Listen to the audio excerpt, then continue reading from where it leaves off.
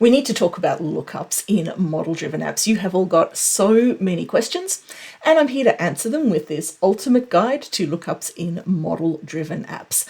I'm going to go through everything that everyone's asked and that you need to know here. There's chapters along the way. You can jump straight to what you want or follow along for the entire journey. We're going to talk about the concept of tables in Dataverse, what they are, what types of relationships you can create. We'll have a look at the core concept of what a lookup actually is, when you would use it, and how to create one. Then we're going to get into some of the things that cause problems around the primary name column and why it matters and what you can do when the primary name column isn't the thing that you want, by configuring lookup views, by working with quick view forms as well. From there, what if just displaying additional information on a table isn't enough and you want to actually be able to bring copy data across from related tables? That's called mapping. We're going to go into that. How to create filtered lookups where you've got, for instance, a state and then you only want to see the cities that are in that state rather than the whole long list of things. A little bit about security. What if I want someone here to not be able to create a new row in the table when I'm asking them just to select from an existing set of values? You can do that too. Importing, because that can get a little bit tricky when you're importing a data table and you've got a lookup in there. And last but certainly not least, this question that everyone has about why can't I add multiple values into my lookup, and how you should go about setting up your data relationships to solve for that. Relationships between tables are a core concept in building out your data model and your model-driven apps. What we've got here is the ability to create 3 different types of relationships, but really it's only 2. The first one here is the idea of a one-to-many relationship. This is what we're going to be working with most of this tutorial, because that is where lookups come into the picture. So we're going to be working through a scenario here where we are leasing out cars, and we've got a whole fleet of cars that we are leasing out. Each time somebody leases out the car, there's one person who can have multiple leases. That's a one-to-many relationship. They might be leasing multiple cars over a period of time. There might only be one that's active, but one person can have multiple leases. The other type of relationship we can create is a many-to-one. This is the same relationship, but flipped around the other way. So let's look at it from the point of a particular car lease. We've got lots of car leases in the database, but each one of those can only have one person. So if it's a lease, you are having a lookup effectively to who is the person who holds that lease. We're going to go down another level with this as well and have a look at the idea of these cars need servicing. So each car can have multiple service appointments, but a service appointment will only have one car.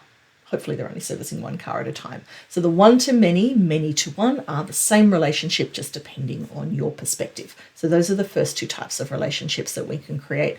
The third one, and we're going to come back to this right at the end, is a many-to-many relationship. And we're going to switch into a different scenario here, which is around working with books and authors. You might have a book that only has a single author, in which case your one-to-many relationships are fine, but lots of books have multiple authors. And this is where people get stuck in being able to come in and say, but in my lookup, now I want to work with 2 authors and I can't add 2.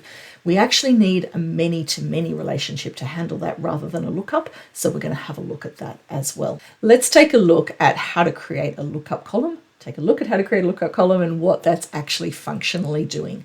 I've got here my model-driven app, and I've got a table already here with a list of cars in it. This is going to serve as the way that I'm keeping track of the lease agreements that I've got. Now, each one of these, I actually want to connect to the person who is doing it. So rather than just having a flat table here with another column that has the name of the person, and then I might have to add their phone number or their email or their address, that's actually another table. I've got a contact table in the system that I want to use for that. So rather than adding a whole lot of extra things here, I'm going to add a single column here that is a lookup, a connection to that particular contact or customer that I'm working with, and then all of the information about the customer and all of the things they do, the history of their leases, the history of anything else we do, can be connected directly to that person. So the easiest way to do this, in my Maker experience here, I've got my car table up on the screen. What I want to do here is to add a new column. Now, with the lookup column, what I can do is create the actual column and the lookup all in one go. If you're coming from a background in using SQL or other sort of database configuration, you don't need to be creating any primary keys or anything. We're basically going to just do a quick step here to connect and join these tables together. So the way that we can do that is to say, let's create a new column. So I'm on the car and I want to look up to the contact table that's in my database. I'm going to call this one customer, and then the data type here is a lookup. Don't be tempted by the one there that's called customer. That's actually a polymorphic lookup, which is a whole other thing. That allows you special properties to choose either an account or a contact. So if you've got a business where you actually want a customer that could be an organization or a person, that's the one to use. But in this case, we're just dealing with an individual person. So we're going to go for the garden variety lookup here. Incidentally, polymorphic lookup is my favorite terminology in the whole platform. So we've got the customer, the lookup, and then which table are we connecting to? And this now gives us a list of all of the different tables in the system. It's easier if you just start typing it rather than scrolling through that whole list. So I want this to be a lookup to the contact table. Now, as soon as I click save, that's doing two things. That's creating the actual lookup. So when I'm viewing the car, I'm going to have a little magnifying glass icon and I can go and find and connect the related person or customer who's got that lease. But it's actually also creating that many-to-one relationship between the car table and the contact table. So now we have our customer, which is a lookup. If I go back into the car table, we can see in the relationship section that has now actually created the customer, which is the relationship with that contact table and that many-to-one. If it makes more sense to you, you can do it the other way around. You can say, I want to create a many-to-one relationship. You would choose the contact table here, and then in creating the relationship, it will automatically create the lookup. So whichever way makes more sense to you, you will end up with the same thing. You just don't have to do both things. Create the lookup creates the relationship, or create the relationship creates the lookup. I do it the way I've shown you because that just makes more sense for my brain. If you're coming at this from a low-code angle, chances are that's how you'll do it. If you're coming at it from a database angle, you'll probably do it the second way. So now that that's done, what I want to do is add that onto my form. So I've already got a form here with all of the information in it about the car and the leasing details. And what I want to do is to bring that customer information in here. So let's just drag and drop that across into here and save and publish that form, and then take a look at how that works. Back in my app experience here, I've got this particular car and I'm ready to lease it out to a customer. You'll see the lookup column here has got that magnifying glass, and I can just come in here and start typing the name of a particular customer. So I know I've got Sally Sample is the one who is going to be leasing this car. I can type that in, save that, and now I've made a connection between the record in the system for Sally and this particular lease. Now that's all well and good because this is a nice simple example. Sally Sample, her name comes up, there's everything I want in there. I'm using the contacts table. So let's have a little bit of a look at something where it isn't quite as simple as that, where that name isn't the thing that you want to see on the screen. Let's take a look at what happens when you want to work with a lookup column and the primary name of that lookup column is not terribly useful for you, which does happen a lot. So I've got here a service appointment. We've just got, say, a service appointment reference number, and I want to add a particular car to it. So I come in here to do my lookup, and I get this kind of useless thing. So I've got car 001. We've just got some sort of auto numbering in there. There's a date here. This is actually when the record was added, which is largely pretty useless. And so it's very hard for me to find anything. Let's say I do actually know the unique number of the car and I can click that. Again, it's not particularly helpful. There's nothing much there. So what can we do about that? The first thing that we can do is to configure what's called the lookup view. So I've got my car table here. If I have a look at the columns that I've got available in here, you'll see that the car is the primary name column. This is the one here as an auto number. So always have a think when you're creating your tables about the power of that primary name column. Whatever that is, there's no getting around it. That is what is going to show in the lookup. But configuring the lookup view is one of the ways that you can make this a little bit more friendly, and then we're going to have a look at another one in the next section. So we want to come into the car table, click here on views, and then you will find when you've created your custom table that this one will be here. There's a thing in here called a lookup view, which is created by default, but it has these two kind of useless things. You've got your primary name column and then created on. So what we're going to do is just remove that because it's not terribly useful, and we're going to bring some other columns in here that are more useful. Now, as we go into the lookup view, you'll find the one that you add next is going to be the easiest one to see, but we can add some more in here. So let's say we've got the license plate as something that might be useful for us to have a look at, as well as the make and model of the car. So once you've got the columns in there that you actually want to be working with, what we can do is save and publish, and then we're going to go back here. The other thing you want to do is go into this quick find. So if, for instance, it's easier for you to search by the license plate than the car ID number, then we want to make sure that that's in here.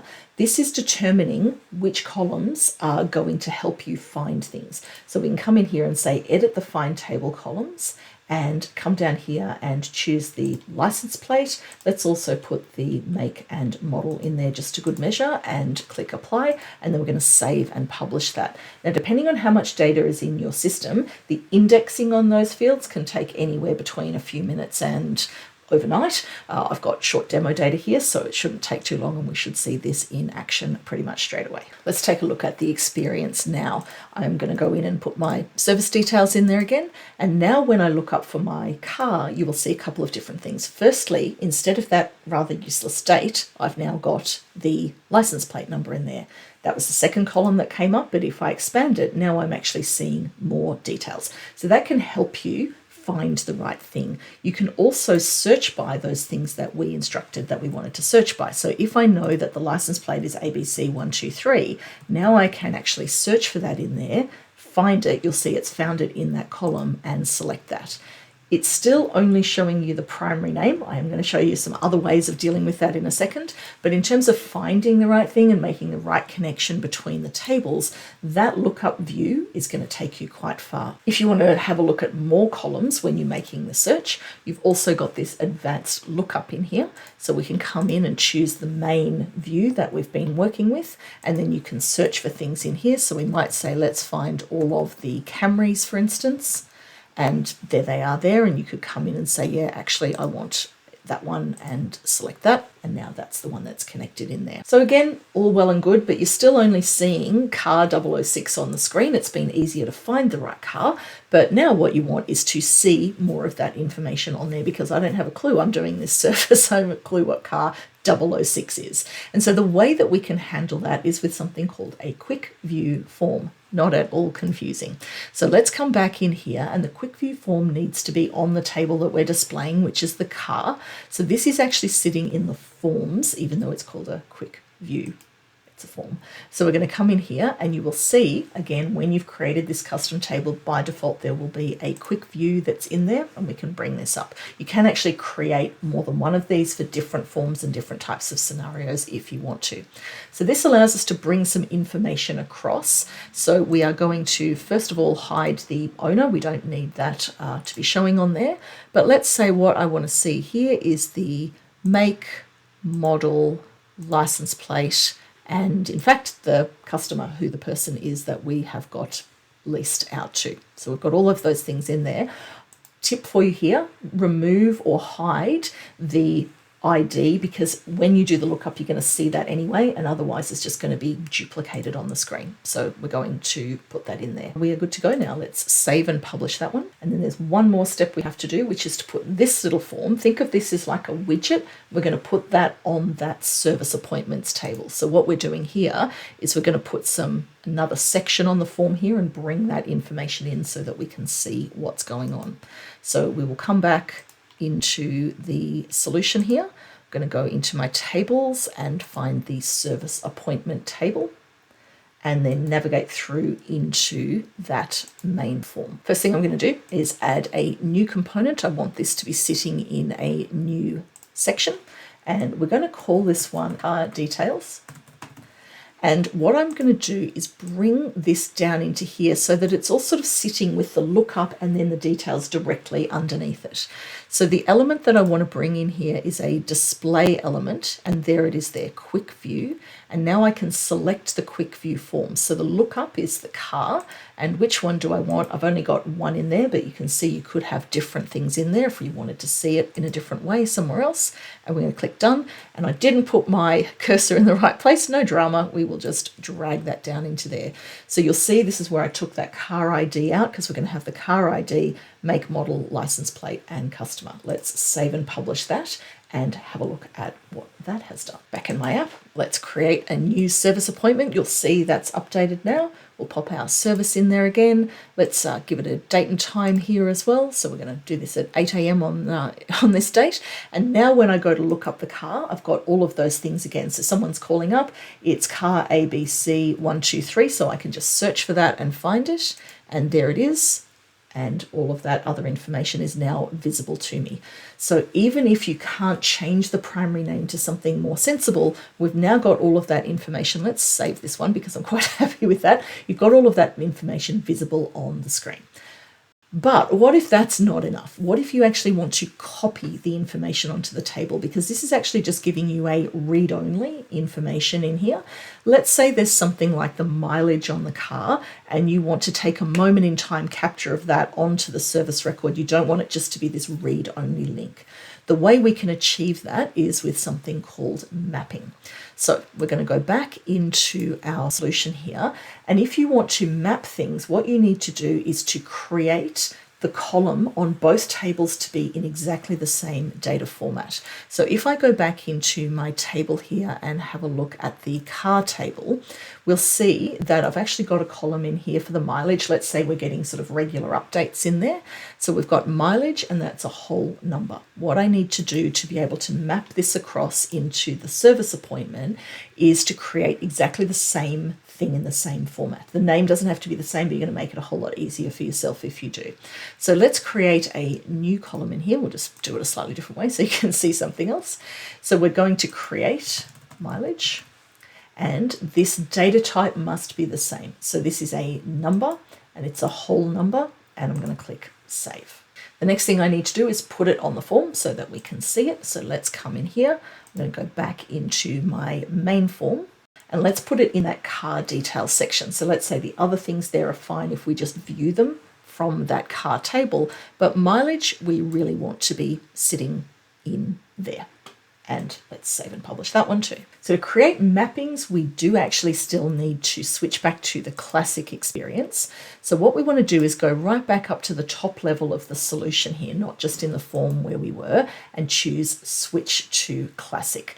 Tip for you here, if you can't see that setting, and you will need to be an administrator to do this, in the Power Platform Admin Center, you can come in here into your environment, select settings, and then under product behavior, you'll find this option here, show the switch to classic button, and you can toggle that on. There are very few reasons to still need to do this, but for now, this is one of them. What we want to do here is, in this relationship between the car and the service appointment, we're actually mapping something from the car to the service appointment, which is the one-to-many way around. It's easier if you do it from that point of view. So what we want to do here is click on Entities over the side here, Car, and open that one up, and click through here into the 1 to N relationships, and you'll see that there's a whole lot of things in here that are very system driven, but this is the one that we want here, the relationship through to the service appointment. That's going to pop up another window. Let's just expand that out and zoom it up a little bit so we can see what's going on, and you'll find you've got an option here called mappings. What we want to do here is create a new mapping. So we click on New, and this gives us the screen that shows us all of the different things. Again, let me just kind of bring that up between the source and the target. So on the side here, we have got the car. On this side, we have got the service appointment. So what we want to do is scroll down and find our mileage, which is a whole number, is going to map across to the mileage there, and we click OK. Now there is an option in here to say generate mappings. That will automatically generate all of the possible mappings for you, but I'm showing you how to do it sort of as an individual thing. Once we're good, we can save and close that. We'll zoom this down a bit and publish all customizations there to push that through. This can be a little tedious in the old experience, which is why it's better not to use it unless you absolutely have to. All right, and we're done. The other thing about working with mappings is the logic actually has to go from the parent to the child. So the way that we were trying to create it before opening up the service and using the lookup, we need to do it the other way around. We need to start from the car, create a service, and then it will push that mapping through. So we can use subgrids to make that a whole lot easier. What I'm going to do here is go into my form, into the main form. And this is the other side of that one-to-many relationship here, where we're seeing it from the one-to-many point of view. So we've been looking at that lookup where we've come from the many to the one. This is the reverse of that. So on the car, we can have many service appointments. I like to put this in another tab. You can do it on the main form if you like. So we're going to go in here and say component, one column tab. Let's select that and change the name to be service appointments. In this section here, we can also change that label to be service appointments. And the component that I want to bring in here is a grid. This is a subgrid. I only want to see the things that are related. That box should probably be checked by default, but that's for another day. And I want to bring in all of the service appointments and click done. Let's get this heading out of the way by clicking hide label. We've got that in there. Let's save and publish that and have a look at how our mapping is now going to work. Back in my app, let's say we are scheduling a service here for car number 4. We've got our service appointments here. So this is where we'd see the history of all of them. We'll create a new service appointment. And there we go. Now we've actually got the car, the mileage, and if you wanted to, you can actually change that at this point. These ones are read-only, they're just being displayed here, but this is actually writing to that table. So let's put a service number in for this one, and we will give it a date and time as well, and save that. And then that piece of data is now written in there. As anything else, you might like to choose to lock it down once it's written, which you can do. But so we've got the difference there between the quick view form just giving you visibility of what's going on and the mapping actually writing data across to that table. Another little bonus tip here when you're working with mapping, if you want to map a choice column, so let's say we had the color of the car and you wanted to put the color of the car into there as well, when you set up your choice the first time you do it, please make sure you choose this yes recommended for the global choice, because then a global choice will very easily sync across. Otherwise, you're in a bit of a world of pain with doing that. So on the car table, you're going to create a choice column as a global choice. When you go to your service table, you're going to choose that same global choice, and then you're in for an easy experience. Let's switch gears a bit here. Do you see what I did? And have a look at the idea of filtering and cascading lookups. Let's go back to the tables here. We've got the service appointment and we want to know the location of the service appointment. I've already created a couple of extra tables in advance here. I've got a state and a city. So the state, I'm just using some of the states in Australia here where I am, and then the city actually has a lookup column to the state. So you should see that in there. So each city belongs to a state, and in the service appointment we want to be able to choose both of these, but once I've chosen my state, I want to only see the locations that are related to that. First thing I need to do is create relationships. So the service needs to look up to both the state and the city. So we're going to create a new column here called state, and that is going to be a lookup to state. And then we're going to do the same thing for the city. We're going to create another new column here called city, also a lookup to the city table, and save. Navigate back to my service appointment and let's have a look at the form, and we're going to add both of those things to the form.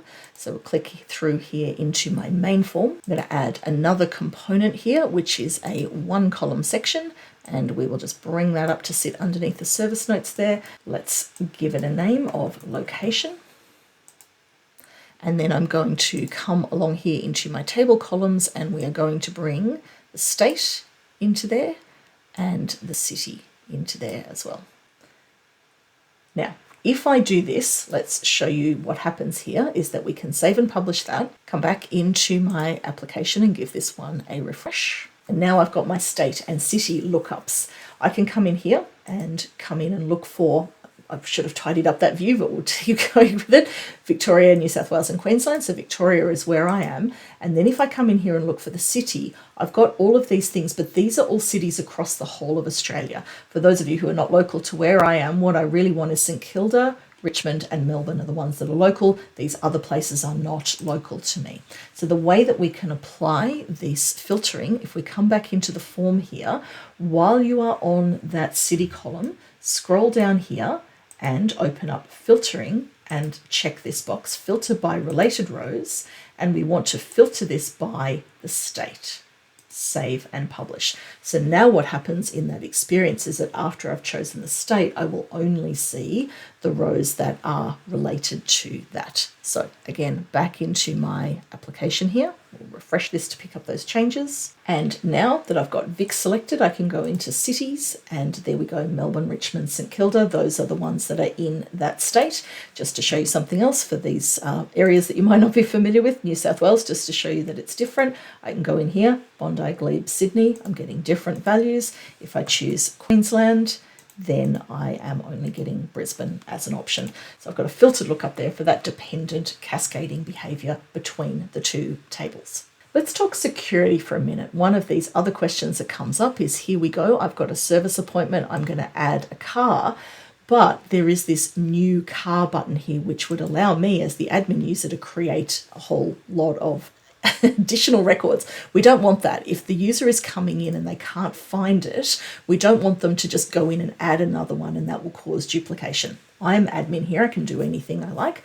Let's switch across and have a look at the view from another user here. This is logged in as Dan, and you can see that when Dan comes in, he actually can't select that new car option. He has to choose from one of the cars that are available. And the way that we've achieved this is with security and permissions on the table. If we don't want him adding one here, we actually don't want him adding one anywhere. So if we have a look at the security there, he is in this basic user role, and the basic user does not have permission to add rows to that table. So we're controlling that behind the scenes with the security. Now let's have a look at how we can work with importing to a lookup. So I've got a different scenario here. We're working with a recruitment app where I've got a number of roles that I'm recruiting for.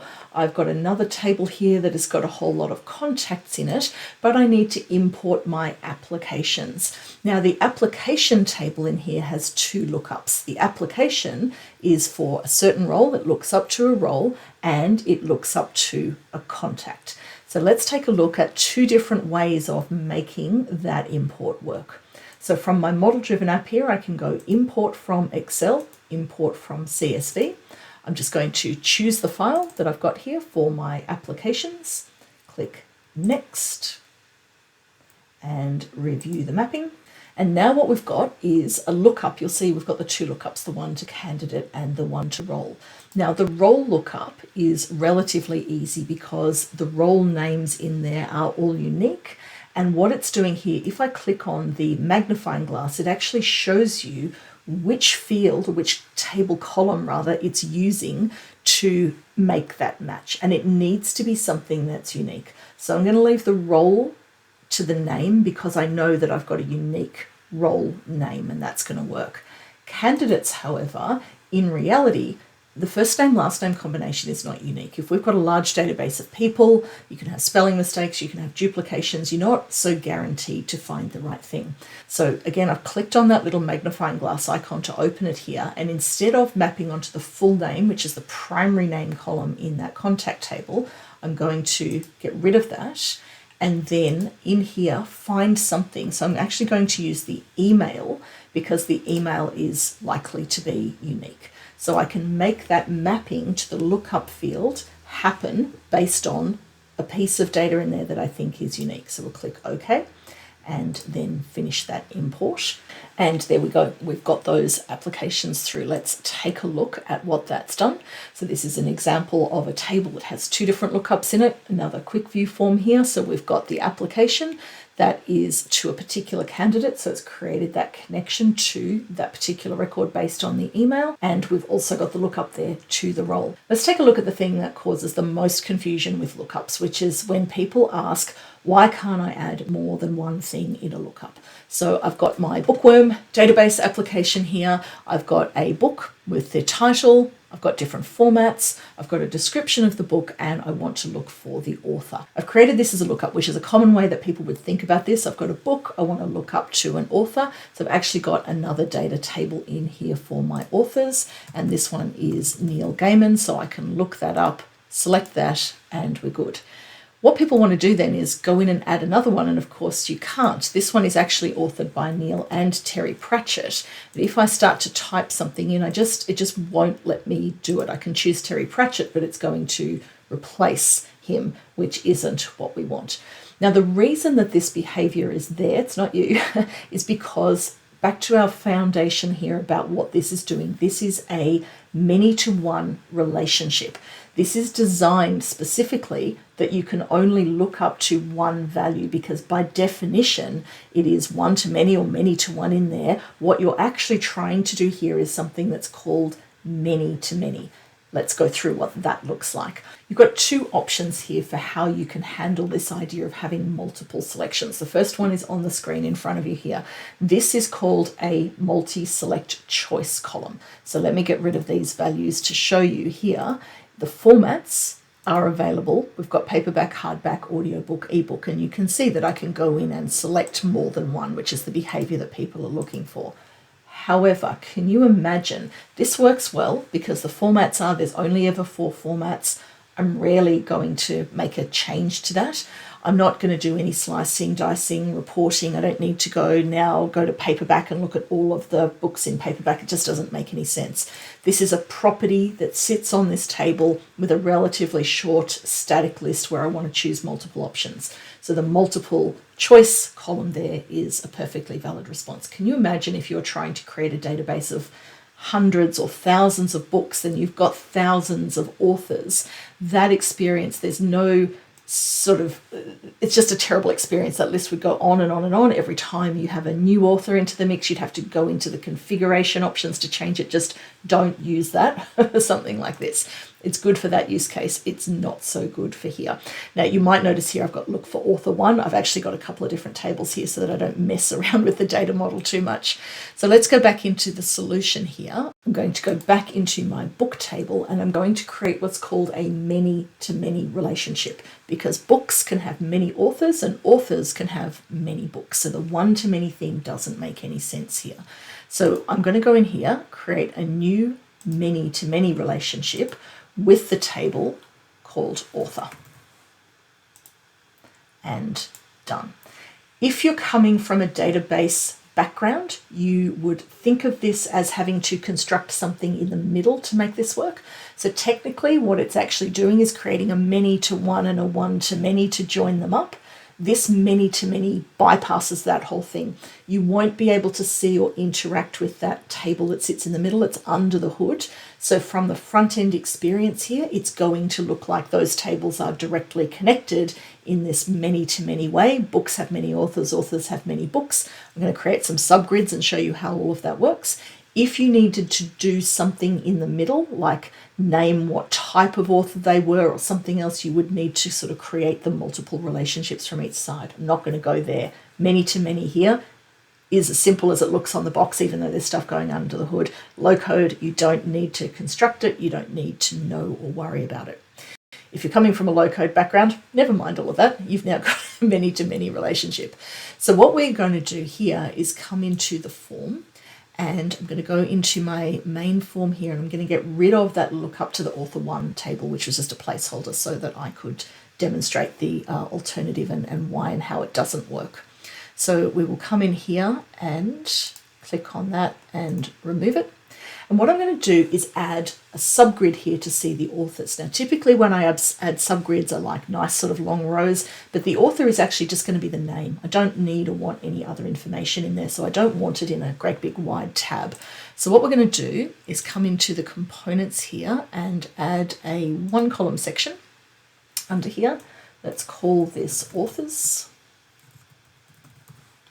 And then we're going to put in here a grid, subgrid, and we want to check the option here to say, just show me the related records. And there it is there, authors, because we've created that many-to-many relationship, it can get to it. And we click done. And again, I've got that in the wrong spot. Drag that down. I've got to learn to put my mouse in the right place. Let's click on that and hide that label. So we're looking good. Let's save and publish that. We could also do this the other way around. So I could go into the table for author and create a similar subgrid for books. So now with this many-to-many relationship, you're solving a different problem. You're not just going, I need to do a multi-select in my lookup.